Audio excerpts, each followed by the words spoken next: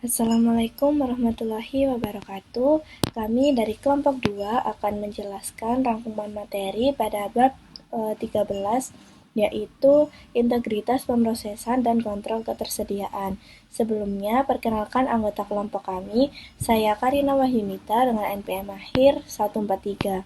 Anggota yang kedua ada Mirama Syamsi Adiputri dengan NPM akhir 140, dan anggota yang ketiga ada Amika Puji Lestari dengan NPM akhir 149.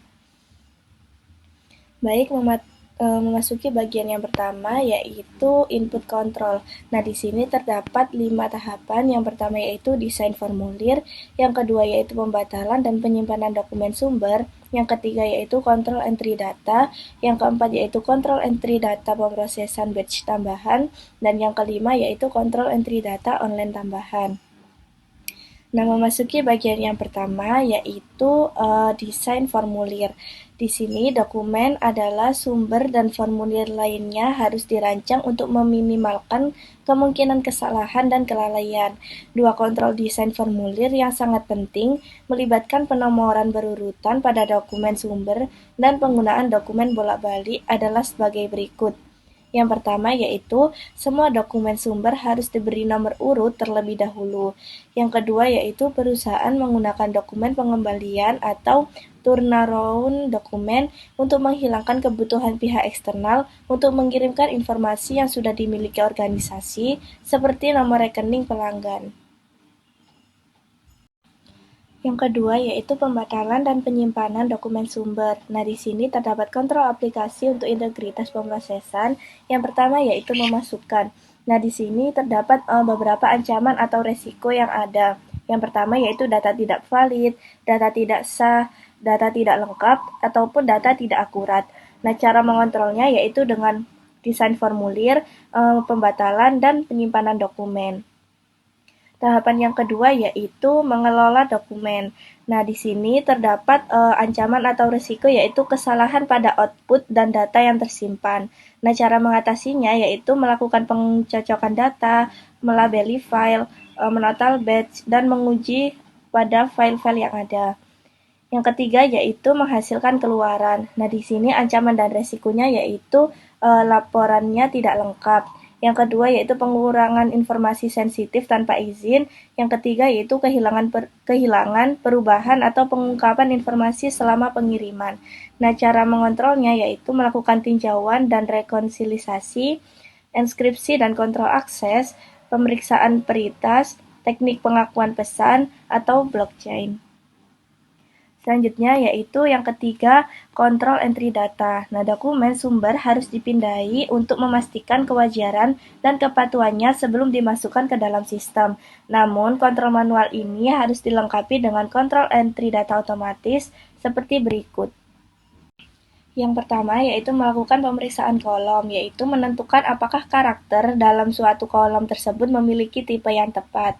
Yang kedua yaitu pemeriksaan tanda, yaitu menentukan apakah data dalam suatu kolom memiliki tanda aritmatika yang sesuai. Jadi tandanya itu diperiksa apakah sudah sesuai apa belum. Selanjutnya yaitu pemeriksaan batas. Nah, di sini yaitu menguji jumlah numerik terhadap nilai tetap. Selanjutnya yaitu pemeriksaan rentang. Nah, menguji apakah suatu angka berada di antara batas bawah dan batas atas yang telah ditentukan sebelumnya. Selanjutnya yaitu pemeriksaan ukuran. Di sini memastikan bahwa data masukan akan sesuai dengan kolom yang telah ditentukan sebelumnya. Selanjutnya yaitu pemeriksaan kelengkapan. Di sini yaitu memverifikasi bahwa semua item data yang diperlukan telah dimasukkan ke dalam proses. Selanjutnya yaitu pemeriksaan validitas, yaitu membandingkan kode ID atau nomor rekening dalam data transaksi dengan data serupa dalam file master yang digunakan untuk memverifikasi keberadaan akun tersebut. Yang terakhir yaitu menguji kewajaran, yaitu menentukan kebenaran hubungan logis antara dua item data. Tahapan selanjutnya yang keempat yaitu kontrol entry data dalam pemrosesan batch tambahan. Nah, pemrosesan batch bekerja lebih efisien jika transaksi diurutkan sehingga akun yang terpengaruh berada dalam urutan yang sama dengan catatan yang disimpan dalam file master. Nah, pemeriksaan urutan menguji apakah berkas transaksi berada dalam urutan numerik atau alfabetis yang tepat. Adapun 3 total batch yang umum digunakan, yang pertama yaitu total keuangan. Total keuangan ini merupakan penjumlahan dari suatu kolom yang berisi nilai moneter seperti total dolar, jumlah total penjualan untuk suatu kumpulan transaksi penjualan. Yang kedua yaitu hash total, yang menjumlahkan bidang numerik non-keuangan seperti total bidang kuantitas pesanan dalam kumpulan transaksi penjualan. Dan yang ketiga yaitu jumlah data, yang merupakan jumlah data dalam satu batch.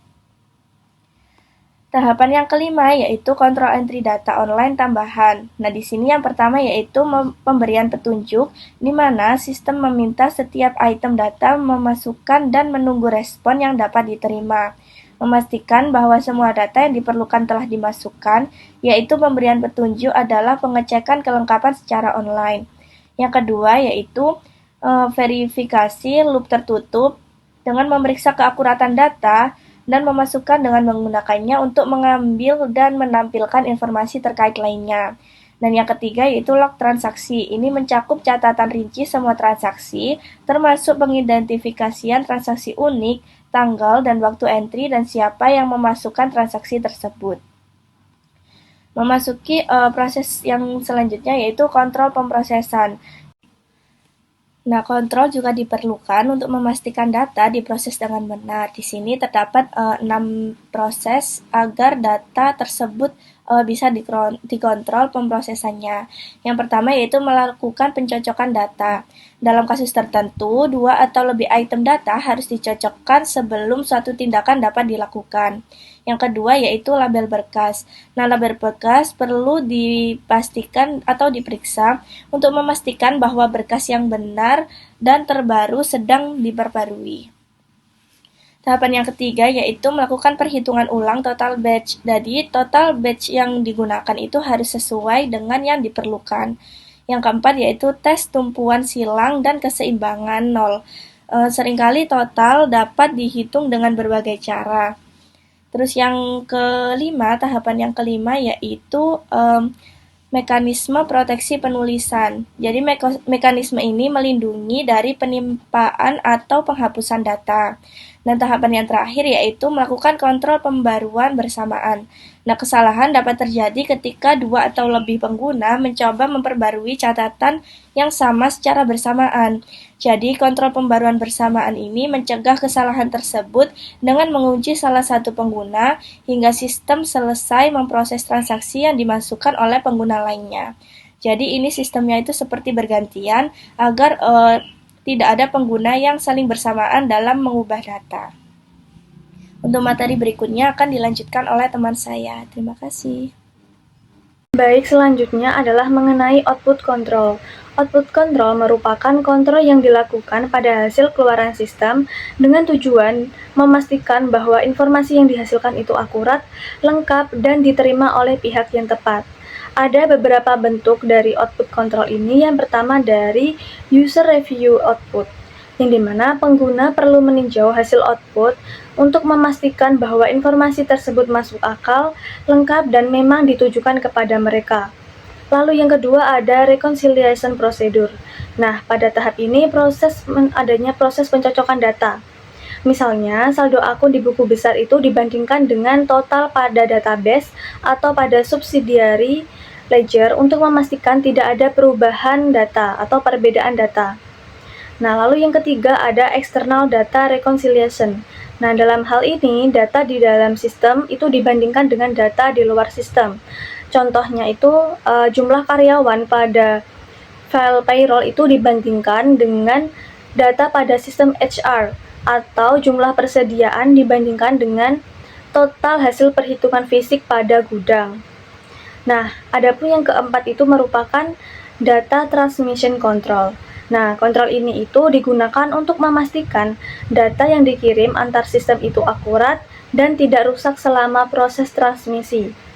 Nah, teknik yang digunakan itu ada 3. Yang pertama itu ada checksums, yang bekerja dengan cara membuat nilai hash dari data yang dikirim. Nah, kemudian setelah perangkat penerima akan menghitung kembali hash tersebut. Jika hasilnya sama, maka data dianggap tidak mengalami perubahan selama proses pengiriman. Lalu yang kedua ada parity bits, yang dimana parity bits merupakan bit tambahan pada data yang digunakan untuk memeriksa apakah terjadi kesalahan saat transmisi. Sistem akan memeriksa apakah jumlah angka 1 dalam data sesuai dengan aturan even parity atau odd parity. Even parity ini mengacu pada angka genap, sedangkan odd parity mengacu pada angka ganjil. Nah, lalu yang ketiga ada pun blockchain. Blockchain menggunakan teknologi hash dan penyimpanan data dalam bentuk blok yang saling terhubung. Dengan cara ini, setiap perubahan pada data dapat langsung terdeteksi sehingga integritas data tetap terjaga. Nah, baik, selanjutnya mengenai contoh ilustrasi dari proses penjualan kredit. Nah, dalam transaksi penjualan kredit, setiap transaksi biasanya itu berisi data seperti nomor faktur, nomor pelanggan, nomor barang, jumlah barang, harga, ataupun tanggal pengiriman.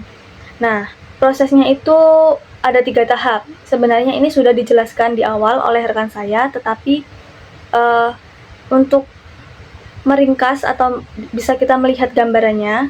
Nah, dalam tahap input, biasanya itu data transaksi itu dimasukkan ke sistem dan dilakukan validasi data, seperti memeriksa apakah nomor akun atau nomor yang barang itu valid.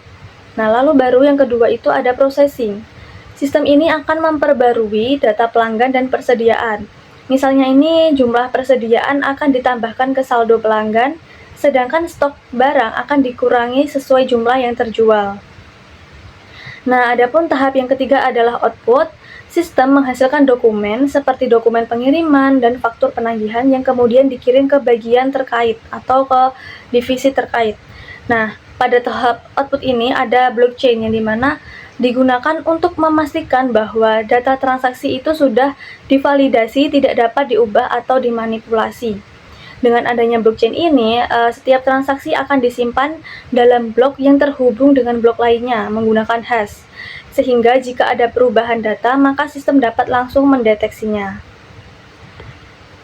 Oke, untuk selanjutnya mengenai processing integrity control in spreadsheet atau dalam spreadsheet.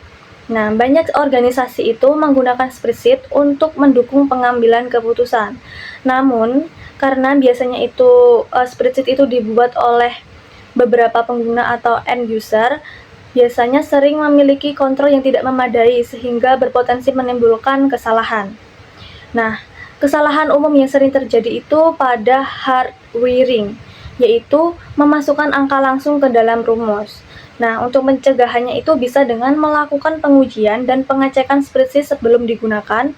Lalu yang kedua dapat menggunakan reference cell, bukan handwiring dalam rumus. Nah, contohnya itu misalnya handwiring itu seperti rumus 8,5% dikalikan sel A33. Nah, hal ini salah ya teman-teman. Seharusnya yang digunakan itu dengan menggunakan reference cell, yang dimana menyimpan nilai 8,5% ini misalnya dalam sel A8. Nah, kemudian baru sel A8 ini dikalikan dengan sel A33. Nah, dengan cara ini, jika nilai berubah, kita cukup memperbarui satu sel saja dan semua perhitungan itu akan otomatis ikut berubah. Nah, selanjutnya mengenai availability. Availability ini adalah kemampuan sistem dan informasi untuk tetap tersedia dan dapat digunakan saat dibutuhkan. Nah, jika sistem tidak tersedia atau mengalami gangguan, maka dapat terjadi sistem downtime, yaitu kondisi ketika sistem tidak dapat digunakan sehingga proses bisnis berhenti dan dapat menimbulkan kerugian finansial. Nah, adapun cara agar untuk meminimalkan risiko sistem downtime. Nah, yang pertama itu ada preventive maintenance, yaitu melakukan perawatan rutin pada perangkat keras atau hardware dan software. Lalu yang kedua ada fault tolerance, yang dimana itu menggunakan komponen seperti RAID yang mana dapat jika salah satu perangkat gagal akan sistem lainnya itu masih berfungsi. Nah, lalu yang ketiga itu dengan cara desain dan lokasi data center yang aman. Misalnya ini dengan menggunakan UPS, sistem deteksi kebakaran, air conditioning, dan surge protection. Lalu yang keempat ada pelatihan staf IT. Tujuan dari pelatihan ini supaya mereka, para staf ini, mampu mengoperasikan sistem dengan baik dan menangani masalah dengan cepat. Lalu yang terakhir ada pun penggunaan antivirus dan patch management. Tujuannya yaitu untuk melindungi sistem dari malware dan kerentanan keamanan. Nah, dengan kontrol tersebut, organisasi itu dapat mengurangi risiko gangguan sistem dan menjaga agar profesional tetap terjaga atau berjalan dengan baik. Lalu untuk tujuan yang kedua akan dibahas oleh rekan saya. Selanjutnya, saya akan menjelaskan tentang pemulihan sistem dan bagaimana organisasi dapat kembali menjalankan operasi normal setelah terjadi gangguan pada sistem informasi. Nah, dalam sebuah organisasi, sistem informasi itu sangat penting karena bagaimanapun juga kan hampir semua aktivitas bisnis itu bergantung pada data dan teknologi.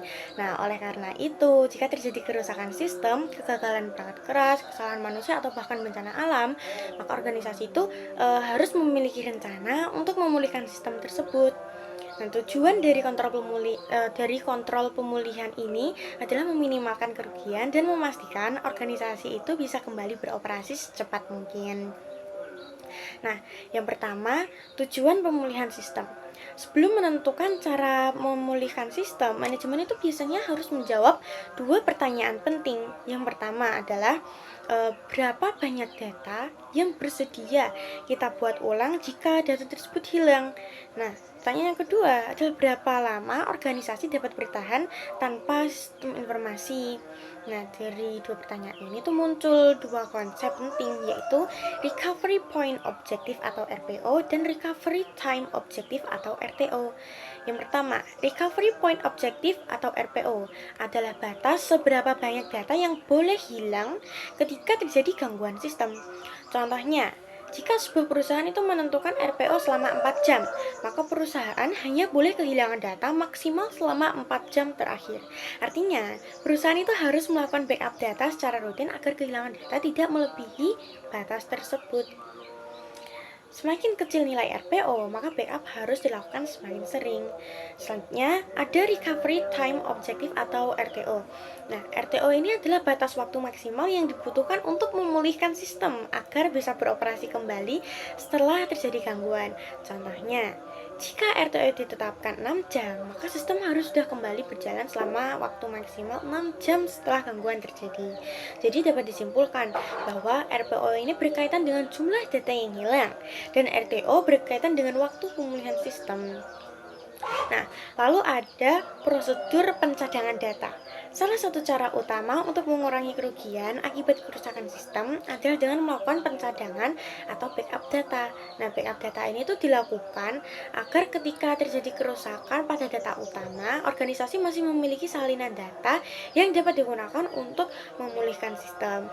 Nah, kerusakan data ini bisa terjadi karena berbagai hal seperti kegagalan perangkat atau kesalahan manusia.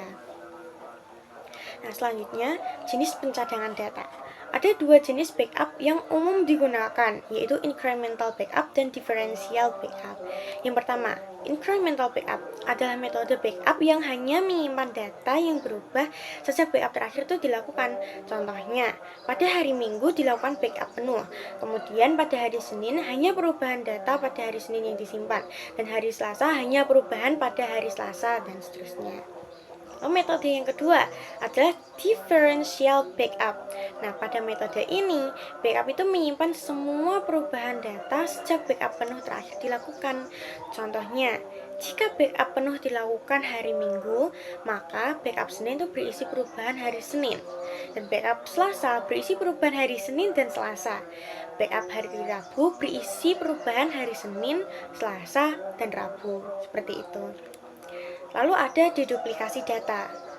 maksudnya tuh untuk menghemat ruang penyimpanan, kan banyak organisasi itu menggunakan teknik yang disebut deduplikasi data tuh. Nah, deduplikasi data ini adalah proses mengidentifikasi data yang sama agar tidak disimpan lebih dari satu kali. Caranya adalah dengan memecah data menjadi bagian-bagian kecil. Lalu setiap bagian itu diberi nilai khusus yang disebut hash. Nah, jika ada bagian data yang sama, maka sistem hanya akan menyimpan satu salinan saja. Nah, dengan cara ini ruangan penyimpanan menjadi lebih efisien. Ada penyimpanan cadangan data. Organisasi itu kan biasanya tidak hanya membuat satu cadangan data kan, tetapi beberapa salinan cadangan. Biasanya satu cadangan itu disimpan di lokasi utama, sedangkan satu cadangan yang lain itu disimpan di lokasi lain. Yang mana ini tuh bertujuan untuk menghindari kehilangan data jika terjadi bencana di lokasi utama. Selain itu, data cadangan itu juga harus dienkripsi, dilindungi dengan kontrol akses, dan diamankan selama proses penyimpanan maupun pengiriman. Lalu ada arsip data. Selain backup, ada juga yang disebut arsip data. Perbedaan utama antara backup dan arsip adalah kalau backup itu digunakan untuk memulihkan data jika terjadi kerusakan. Sedangkan kalau arsip itu digunakan untuk menyimpan data lama dalam jangka waktu yang panjang. Nah, biasanya arsip itu diperlukan untuk kepatuhan hukum, dokumentasi perusahaan, atau untuk kebutuhan audit. Lalu ada juga media penyimpanan cadangan. Nah, ada beberapa media yang digunakan untuk menyimpan backup data. Yang pertama adalah disk, yang memiliki kelebihan dalam hal kecepatan akses dan pemulihan data.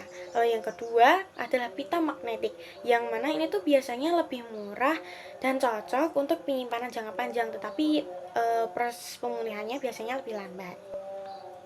Selanjutnya adalah Disaster Recovery Plan atau DRP. Nah, DRP adalah rencana yang dibuat organisasi untuk memulihkan sistem teknologi informasi setelah terjadi bencana besar. Contohnya, kebakaran, gempa bumi, banjir, serangan teroris. Nah, DRP ini tuh menjelaskan bagaimana organisasi itu dapat memulihkan data, sistem komputer, jaringan, dan infrastruktur teknologi lainnya. Selain DRP, organisasi itu juga memiliki Business Continuity Plan atau BCP. Jika DRP fokus pada pemulihan sistem teknologi informasi, maka BCP ini itu lebih luas, yaitu memastikan operasi bisnis tetap dapat berjalan setelah bencana. Nah, BCP ini bisa mencakup pemindahan karyawan ke lokasi lain, penggunaan sistem alternatif, atau perubahan proses kerja sementara. Nah, selanjutnya, opsi lokasi pemulihan. Ini ada beberapa pilihan lokasi yang dapat digunakan untuk pemulihan sistem.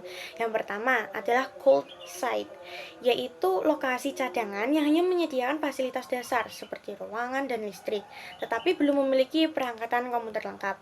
Yang kedua adalah hot site, yaitu lokasi cadangan yang sudah memiliki sistem komputer lengkap sehingga dapat langsung digunakan jika terjadi bencana. Lalu yang ketiga adalah real-time mirroring, yaitu teknologi yang menyalin data secara langsung ke lokasi lain setiap kali terjadi transaksi. Yang mana dengan metode ini kehilangan data itu bisa sangat kecil dan sistem dapat dipulihkan dengan sangat cepat. Selanjutnya ada pengujian DRP dan BCP. Nah, rencana pemulihan bencana kan tidak cukup hanya dibuat, tetapi juga harus diuji secara berkala.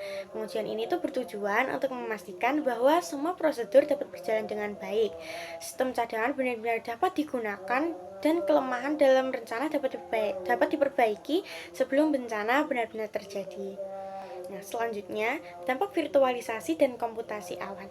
Teknologi virtualisasi itu juga membantu mempercepat pemulihan sistem karena mesin virtual kan hanya berupa file. Maka jika server utama rusak, maka mesin virtual dapat dijalankan di server lain dengan cepat. Selain itu, banyak organisasi kan juga menggunakan komputasi awan atau cloud untuk meningkatkan ketersediaan sistem. Nah, cloud ini memungkinkan data disimpan di beberapa lokasi server sehingga risiko kehilangan data itu dapat dikurangi. Namun demikian, organisasi tetap harus mempertimbangkan risiko seperti keamanan data dan ketergantungan pada penyedia layanan cloud.